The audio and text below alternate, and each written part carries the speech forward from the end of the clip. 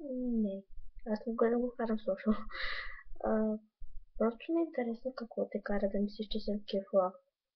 В смисъл, аз като се гримирам, в момента нямам грим и по принцип нося само спирала и понякога точно измия.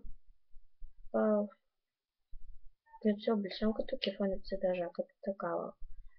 И ми е интересно какво те провокира да мислиш, че аз съм кефа.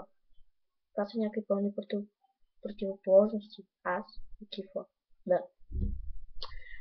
Ми, не знам. Това ще е интересно. Да се видя като кифла. Да правим побед тръпки. So, питам те какво те кара да мислиш, че аз съм кифла. Мисля, пиши ми. Ако искаш и налично, няма да се разсъдя. Просто ми е интересно защо мислиш, че съм това долно подобие на човек.